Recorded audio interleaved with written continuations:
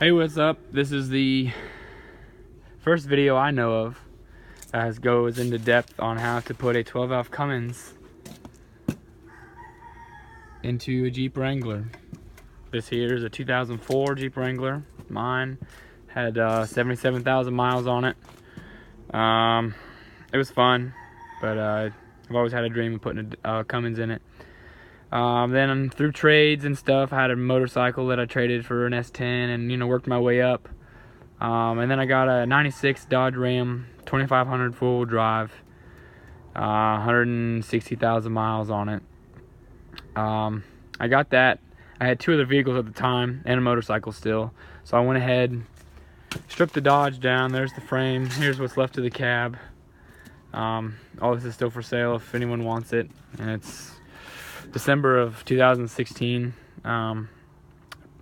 Supposedly this will be selling soon, but we'll see. Anyways, this is my 12-valve Cummins in the Jeep. I have not built motor mounts yet. I got set in there last week. Somehow that block was dead nut perfect on putting this motor in. It's at a 3-degree angle backwards. I got a digital protractor, and this here is at 0 degrees, 0.0 degrees. It fits perfectly. Only thing that I had to do to the Jeep was put a 3-inch body lift on it. I did not have to cut the firewall whatsoever. Everything tucked up in there perfectly. Nothing touches.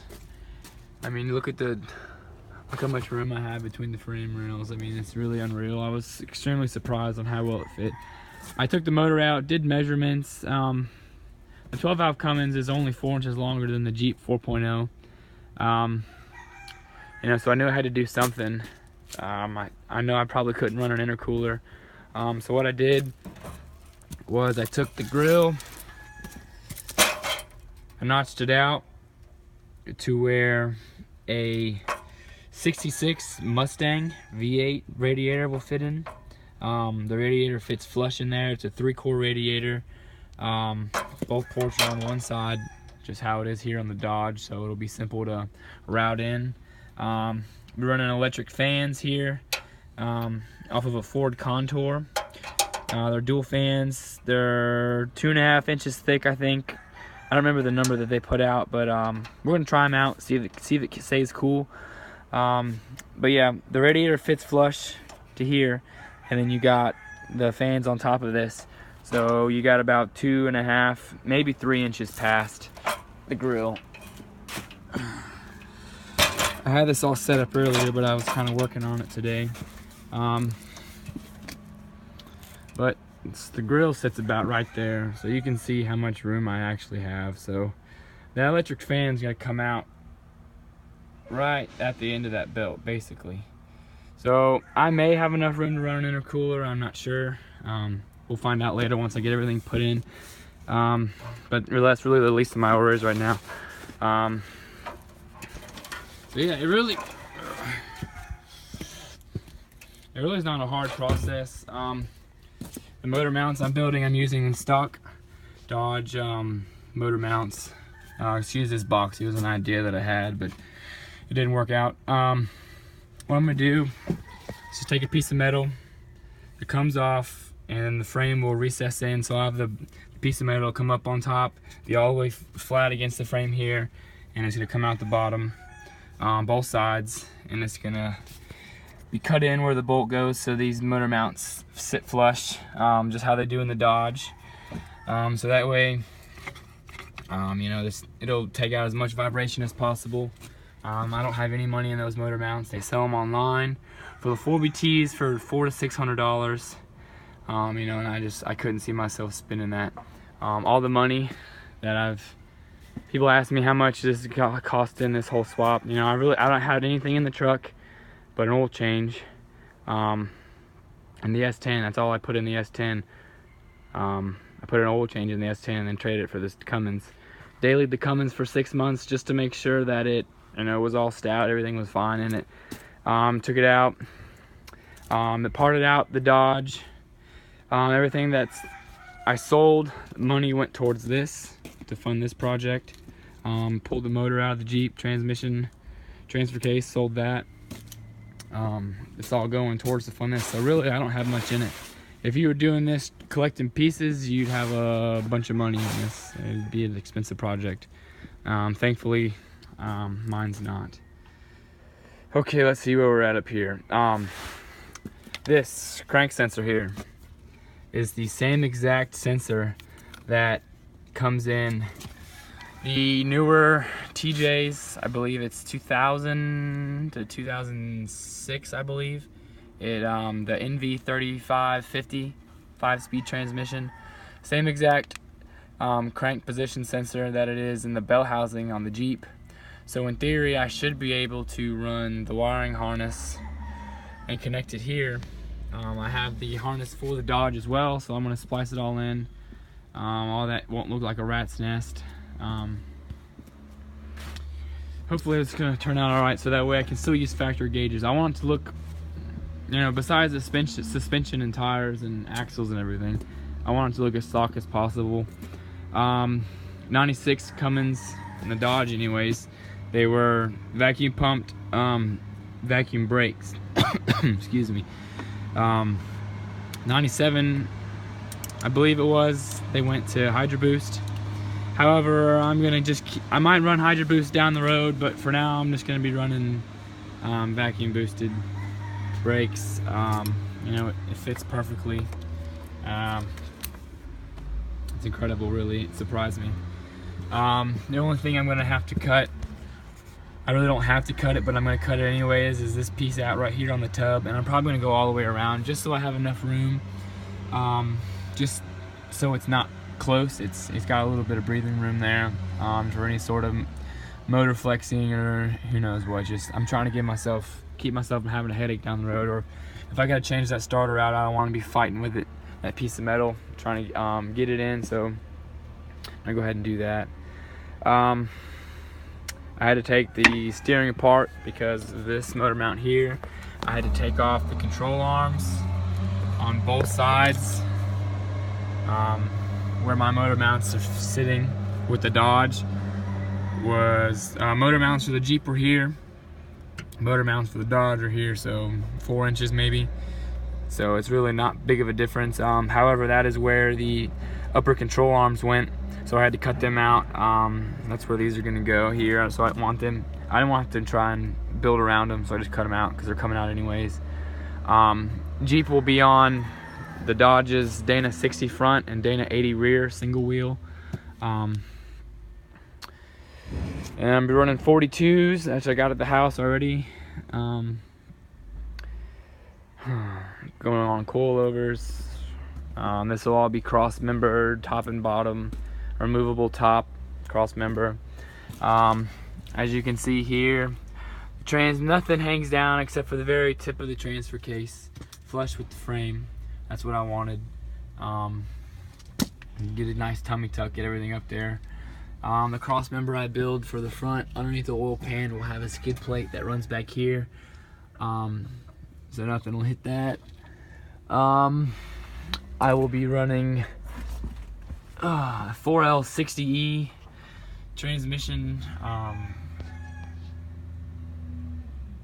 mount. I don't know, I just kind of lost my train of thought. Run a mount here.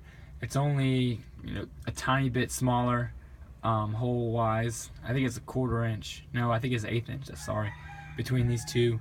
I might waller it out if I can. If not, I'll just weld a piece of metal over top of it, drill new holes here, and use that. Because the Dodge transmission mount is about that long, and the Chevy is about half of that. So I'm trying to keep everything up in the frame. I'm running 1/2 inch angle here. I'm just gonna bolt here. And I'm running square tubing across it to brace it. This will be bolted to. I might run a slip yoke eliminator on this transfer case. I'm not sure yet. We'll see. As you can see, that is extremely close angle right there. When I do this, I'm gonna have to stretch the wheelbase, probably 18 inches, what I'm thinking, to help with this drive shaft angle, and also the front to help cradle the weight of that motor. As you can see, that will not work So about 9 inches back from this, and pointing it up. It should be all right. We'll find out, I guess. Slip yoke eliminator is probably the way I have to go, but that's $500 that I'd rather put towards something else. I'm running a 3-link with a track bar up front, and a dual triangulated 4-link in the rear. The front axle will be sitting almost underneath the radiator, so probably the radiator will be here, so it'll probably be sitting here. I'm trying to keep the motor cradled in between the axles just to help keep it from being front heavy. The rear, I'm gonna run that back half kit. I don't remember who it's by. It starts with an A, but it's like $260 or something to come up, and then I'm gonna go straight back because I gotta stretch this axle back, and this is gonna be in the way, so I gotta run a back frame kit for it. I got 17-gallon fuel cell. It is 30, I don't remember the exact, 30 something long and 7 inches tall. I got that off of eBay, $120. I got it in an auction. All right, so with the 3-inch body lift and the frame being 4 inches long, in theory that should tuck up in and be flush as well with the frame, but we'll see. You know, not everything's in theory works out in theory, so we're gonna find out. But I like to keep it tucked underneath there because I got 2 Rottweilers we take and we stick them in the back. I'd rather not have this back here if I don't have to. Yeah, I mean, I was really surprised of just how well everything fit. As you can see here, I'll show you. I've got space on all sides. It's pretty close right there, and it's pretty close here. What I'm gonna do, I gotta take this transmission and everything back out once I build the mounts because I gotta put a clutch in it. But I'm gonna take a hammer and kind of just beat the tub in a little bit right there, so it'll be easier for me to get a socket in there later down the road if I gotta change a clutch again or something. I'm gonna show you the shifter here. I was extremely surprised that this shifter fit perfectly in this hole. It fits the exact same spot that the Jeep came with. Same spot.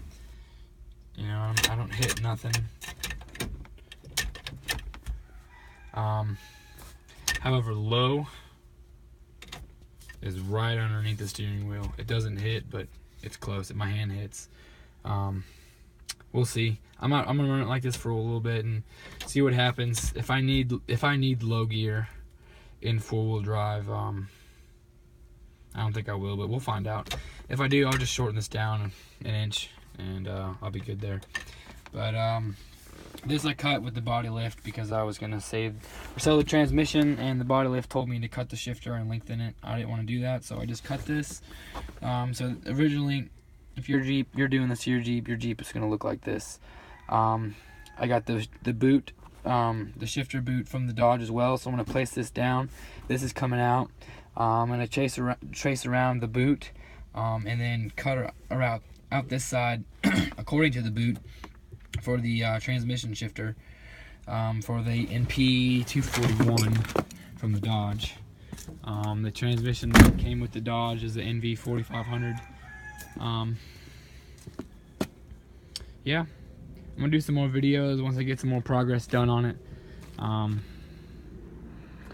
But yeah, that's pretty much just a quick little video on the progress I've made so far with this. I've never seen a video